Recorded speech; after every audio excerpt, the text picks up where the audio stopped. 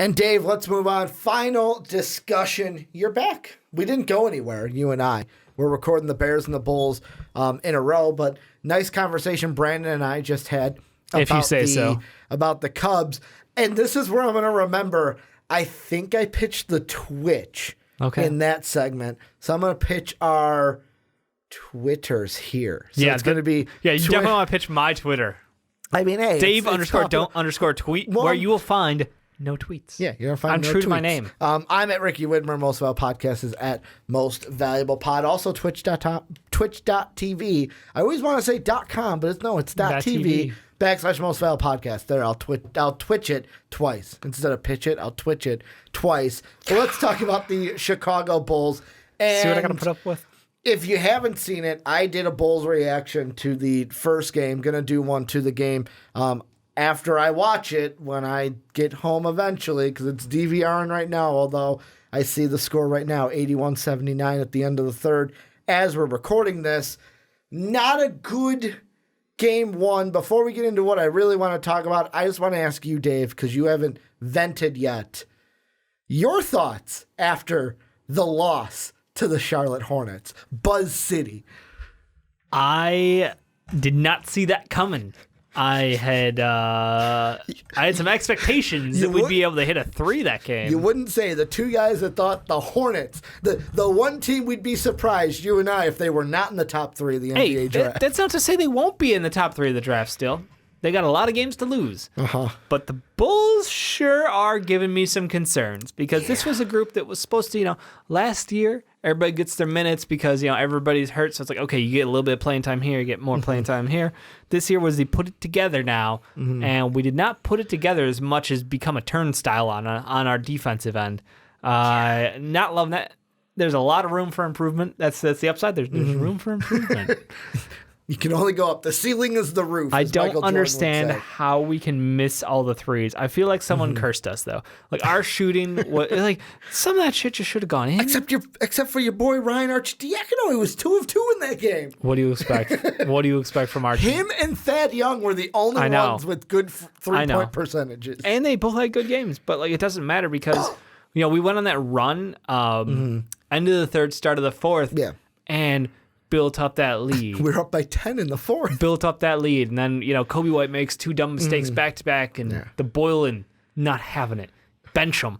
Get over your kid. I'm putting in the veterans, and then we just start choking. The veterans minus Sato, because Sato wasn't in there. Then we start choking. Yeah, I know. Chris Dunn got a lot of minutes at the end to try to contain the offensive weapon. Oh god, what's his name? Their backup point guard. Graham. Yeah. Devonta Graham or Devon Graham. Yeah, that is. You got to bring in the big guns and Dunn to Devontae Graham. Dunn to try to put the clamps on him. That was an interesting call. Our offense ran so poorly in the last 4 minutes. Well, and that's why.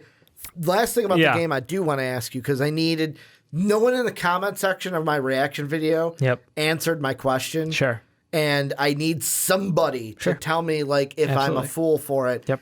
When Zach had the layup at the end of the game to make it by 1, should we have just gone for a 3? Am I stupid for thinking, we were shooting bad, let's try a 3 to tie it? Literally makes me question his basketball IQ. We have time on the clock. Let's get a 3-pointer up there. Yeah. Because you did a layup. Even if you miss it and tip it in. Well, yeah, you always have to tip in. But by doing what he did and going for the layup, you gave us less time to get a harder shot now. Think about it, kid. Think about it. Because you got to get the steal and then just chuck a shot up. But you got to get the steal, but also you got to get the distance out to the 3-point line. Yeah, if there's enough time to take a dribble, you might just have to get it and chuck it. It's just dumb. Okay, I'm not alone. No, they should have ran a set to go for a 3. But they literally couldn't hit their shots all night. Just give it to Archie. It looks like it continues for tonight. As of right now, they're 9 of 34 from 3, shooting that cool 26%. Whew.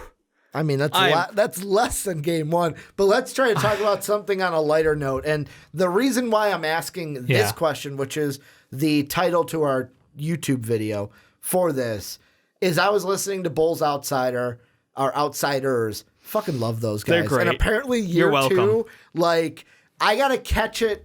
I have to up my recording thing to do an hour instead of a half hour because I got to watch one of their segments. I just Apple Podcasts. Yeah. That's where I get most of their stuff. Apparently, they have an intro this year with like them and the Bulls players, and Lowry pushes two of them. I love it. And kind of like strong arms. But one of them, I can't remember which one. They did kind of like what we did for the NBA season, but for the Bulls, bold predictions. And one of them got me thinking. Because Coby White, yeah, did he make some rookie mistakes in game one? Of course. But if you look at how he played overall, I mean, 17 points ain't bad. Yeah, the threes, he made his first three, and I was like, all right, Coby, go get it. Oh, wait, he missed his next three. And one of them was like, hey, Lowry's got Terry Rozier on him. Nope, just going to jack a three. That's what I do.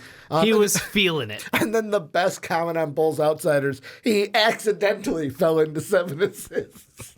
He had 7, but he accidentally fell into them. Is it bad that I sort of agree with that? Yeah, because he wasn't like actively looking for them. One of them threw out for their bold prediction, though, that Coby White can win the 6th Man of the Year award as a rookie.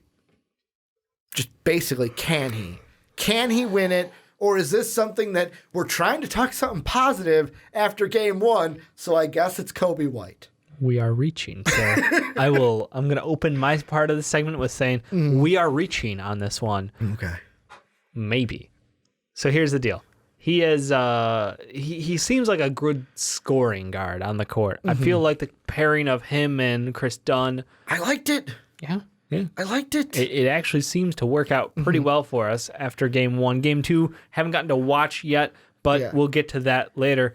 So I'm very curious to know how that'll play out. But he is confident with the ball in his hands, and he seems to move really well with it. He has good speed, good tempo, and his movement actually sometimes like he can stop on a dime and kind of pull back. Like he's got some good handles. I like a lot about his game. He can score at will, which is great. Some of the shots he shouldn't shoot, but that's a different kind of problem. So no, I think he can get the minutes. I think he can get the points. The big thing is dethroning Lou Will. Hard to do. I mean, Derrick Rose is making his case. Dethroning the second option from the Clippers bench unit in Montrezl Harrell. Yeah. Hard to do. Derrick Rose is going to be a starter in like a week. I'm sorry. Reggie looks like ass out there. Even though I love the pairing of Derrick Rose and Luke Kennard together off the bench doing dirty work for the Pistons, I still don't think that Reggie will keep his job starting because he has just not played well. And I get it. Blake's not there. You're expecting some better contributions from guys, but when you got Derrick Rose stepping up for you and Andre Drummond have a Wilt Chamberlain game to open the season, that 30-20 game? I know it was like 32-20 something, but yeah. Still. No, there's a lot of very good names that are going to be in the running for 6th Man of the Year this year, the way it's going to lay out. You still got to deal with Spencer Dinwiddie. Very good player. Was in the top 5 last year for that 6th man vote. So I think that it's a pipe dream, but I'm not going to rule it out. I'm going to be positive about it and say I like the potential for it. Well, and the thing that I'm going to say is the way it can happen is, and I get that even Sean was trying to tell us, like, preseason's different than the regular season. The actual starters are playing at this point. But the thing that I kind of look at, especially if it's because first off, I like the pairing of Chris Dunn and Coby White. Yep. Because Chris Dunn now doesn't have to be like, oh, I've got to force the issue. I don't have to, all right, I guess I'll force the issue offensively. No, I'm just going to worry about my defense. I'll score here or there, like when I feel like it. But Coby, you can be aggressive offensively. I'll be aggressive defensively. It's kind of like the odd couple out there. Yep. If we could duct tape them together and be one player. Great player. But if we see the amount of stats that we saw from Coby in the preseason, eventually, I'm not saying like game 2, game 3. I mean, game 2 is not off to a bad start either. Yeah, but if he's scoring like 20 points a game, which isn't that far off from 17, because I mean, you look at Lou Will 2 games into the year against the Lakers, did a really good job, 21 points, 8 of 14. That was 57% from the field. Yep. Against the Warriors, took less shots, hit less shots, obviously, 5 of 11. Still had 22 because he went to the line for 11 free throws in that game. He abused them driving. Yeah, it was dirty. I mean, if Coby White can average 20, he can. That is enough for me to have him throw his hat in If the this ring. kid averages 20, we got other. Yeah. No, I'm saying, like, I mean, if he can do that, the question is, can he do that? Because Coby White even showed in this one game the highs and the lows, how it's going to be inconsistent game-wise with him, and it's also going to be inconsistent season-wise with him. He might have a 17, but then may have a 4 or a 5 or a 7. Like, I'm expecting And our coach may highs also and lows. decide to, play him for 5 minutes or play him for 40 minutes. You know, Chris Dunn deserves minutes because I got to reward him. Here you go, Chris. Yeah, hey, coach, we're trying to win a game Our here. rotations at the end of that game made me, I was screaming at my monitor. He knows we're winning, right? And that Chris Dunn is not that good at basketball. I don't. He had a good player here against the Hornets, but even though they beat us, they're the Hornets. Oh, one of the things I want to toss out there, this is totally unrelated, but I'm gonna Go ahead. anyway, put it on you live. The venting. So we talked, not even venting. Discord, great conversation came up. Just toss out the Discord again. $1 tier. I think we should do a live watch with Discord. Like, I don't know if it's to. a once a week, but like at least With once a month. Discord or just on Twitch? No, with Discord. I want to be talking to our Discord group, and we're going to open up voice in Discord. Yeah. For special occasions, like let's watch a game together. Let's do it. I'm all in. Everybody seems positive about it. You want to know what I love? And just live reactions, live shit talk. You want to know what I love most about that? Yeah. So this is going to be, it's how, so you guys know I'm a huge fan of Kinda Funny.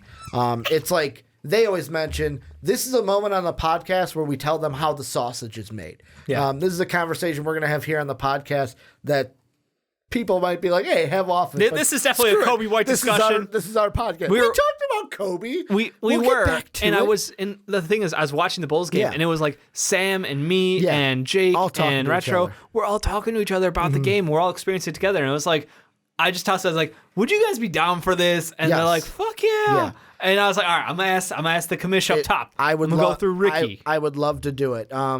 It would have to be a game that because We'll agree on the game. There will be some games where it's like it's a fucking Monday, Right. And I've got we all got shit in our lives, man. Like that's the even thing I hate about like when I was doing the fan reaction was I'm like I'm not gonna be able to do it where it's like I'm watching the game and then boom right after the game it gets up. It's like fuck it, might record it the day after some cases. But yeah, I would love that. Plus, patreon.com/mostofitpodcast. That $1 tier gets you into that. Yep. $1 tier. And we could stream it like a second screen experience kind of a thing. Yeah, where they could see us, but it could be for only patrons. Like we would have it. I think there's a way on Twitch because the way Kinda Funny does it is, so let's say they did this podcast before and after they do a pre and post show that is only for patrons. Right. We just got to figure out how to do that. Like, is that a partner thing that you get that thing for? Like, maybe. Is it not? That's what we'd have to look into. We'll look into that in the future. Yeah, but even if it's just us on Discord talking to them while watching the game. That's the plan. Like, it's just let's just get going. Let's do it. We already do.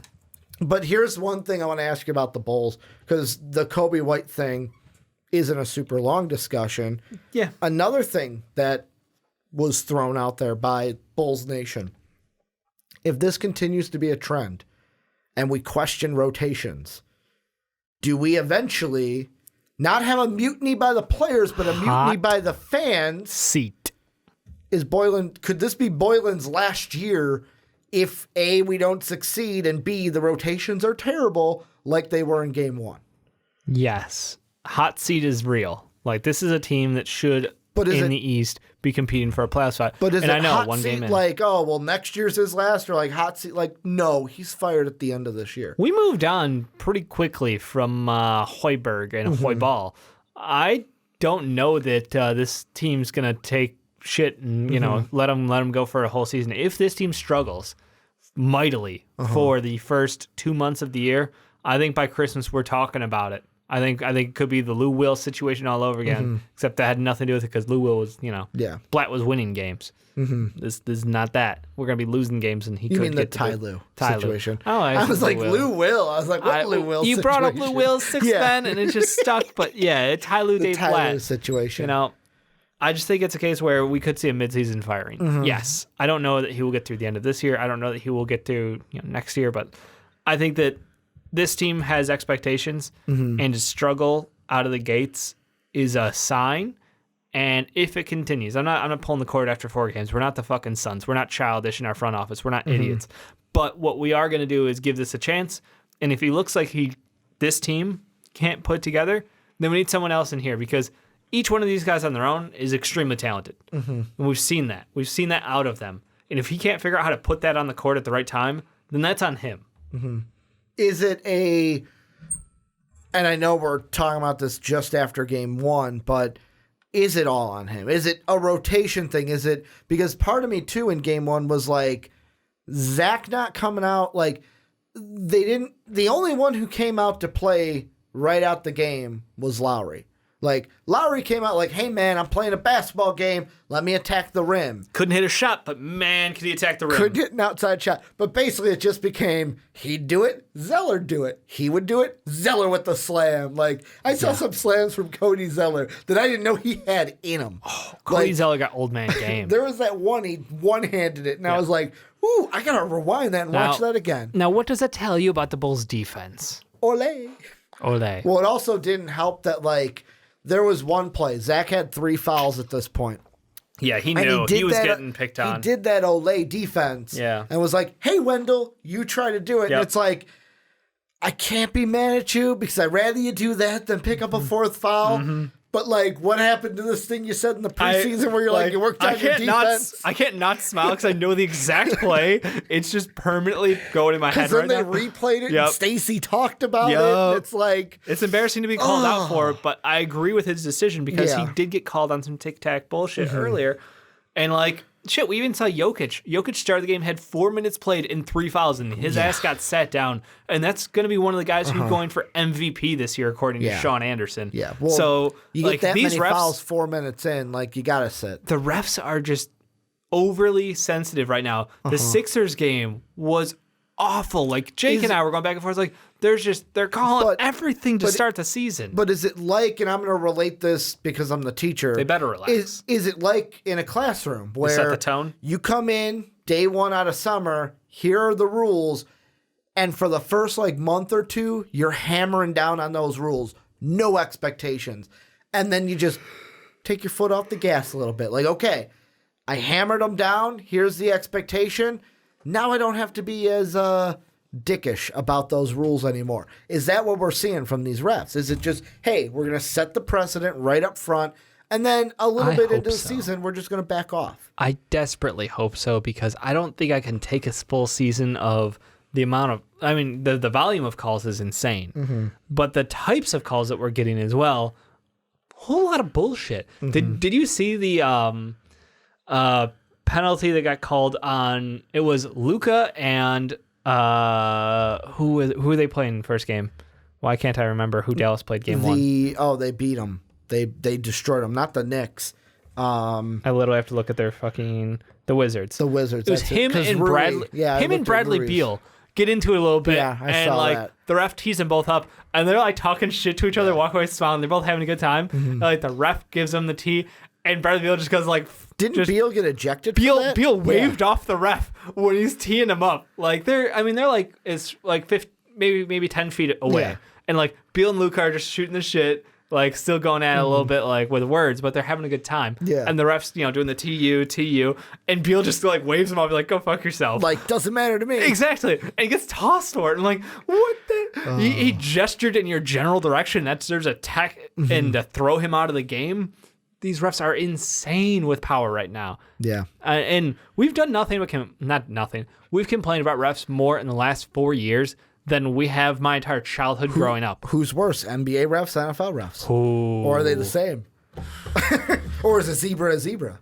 NBA refs can change a game and can win a game for a team. Yeah. And especially with an ejection, like they can just eject you because they don't like how you looked at them. They can hit you up with the small fouls early on and fuck with your minutes, which means they can throw off the momentum of the game. They can throw off rotations. Whereas in football, it's like I can't inject you unless like, hey, it's a targeting penalty. Yeah, and even then, like you got dicks stepping on people's heads and shit, jamming them to the ground, and somehow don't get tossed. Yeah, and don't unplug things. My ears went weird. Yep. Okay. That hurt. Did not feel good, Chief. I just unplugged mine. Yep, no, like... that got rid of my right ear, and it went like double in the left. It hurt. NFL is great. NFL refs literally can fuck up the biggest play of the game. Like, that's the problem, is they can fuck the biggest play of the game up, but up to that point, it's really hard for them to control a game. I guess if they want to get ticky-tack, or depending on what every foul play they has call, holding. it's like, okay, it's a T, he gets a foul shot, and you get the ball back. Well, there's that in the NBA, but like in the NFL, like every play has holding. If you want to call it, you can call it. Every kickoff return has blocking or holding. Ashtray Flowers, hands to the face. Hands to the face. This is hands to the face. There are penalties every single play. I just wish they would only call the ones that were actually relevant to the play instead of the bailout calls or the bullshit. Like, that's the problem with NFL. Yeah. NBA, it's constant action, so it's a harder job to do. I will admit that. Yeah. I want got neither egos. job. Like, I want neither job. Who's that dickbag who is a MLB ump who everyone Joe hates? West. Yeah, that's the problem. The one that Dick makes the game about him. It was didn't we have also in the NBA, he's retired now, he refed so many Bulls Heat playoff series. Oh. Also, short bald white guy. Yeah, I know. He's the one that made the whistle and like gave the ball. To grab it. Like, I think it was Jimmy. He gave the ball to him and immediately ripped it out of his hands. It's like, what is this guy doing? No, I agree with you. It's just that when they have that type of an ego, when umps, refs, it just ego kills me because you should not be a part of the game. You should be there to make sure the game goes smoothly. Joey Crawford. Joey Crawford. I'm like, it's gonna kill me unless I fucking look up what this. No, you're right. He was the one that he and Joe But West. also NBA refs, rigged games and made money off of it. So there's sort of that stereotype. There's a movie coming out about that. I'm super excited for that. We should go see it. We definitely will, and we'll review it. Yeah, we'll do it for Rick and Johnny, but it'll be Rick and Davey. You know what I'm thinking? Yep. Because Johnny's not going to that movie. I figured he would not be interested in it. Any final thoughts about the Bulls, Coby Sports White, ball. or anything? Coby White, final thought is the same as my opening thought. No long shot, but it's hope. And that's what, as a Bulls fan, we need right now. We need a ton as we of are hope. losing to Memphis with 5:40 to go in this game in the fourth quarter. As I quote A Knight's Tale, hope is what guides us. Yes. Yeah, I like it. It's got to guide us a long way because this season after game one does not look like it's going to be a good one. But let us know, obviously, what you guys are thinking down below in that comment section. Bulls fans, are you...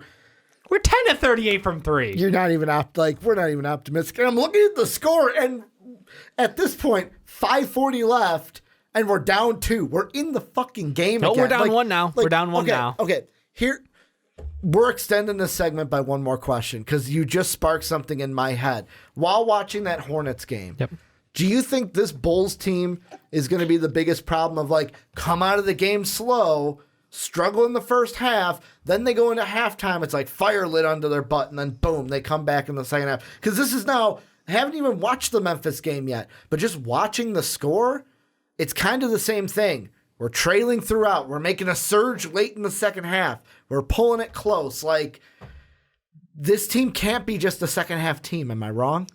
No, you're correct. Or is it too early to make like that? But it's too early. I'm not there yet. We need way more basketball. The sample size is too insignificant. Okay. Well, this is where you guys come in. Let us know what you think down below in the comment section. Make sure to hit us up on patreon.com/mostvaluable-podcast. Bulls fans, $1. You can watch a Bulls game with us and talk to us. We definitely will do that for not just one game, but a couple games. $5, you can suggest questions. $10, you can join the podcast talking about what you would like to talk about. Also, follow us and sub to us at twitch.tv/mostvaluable-podcast.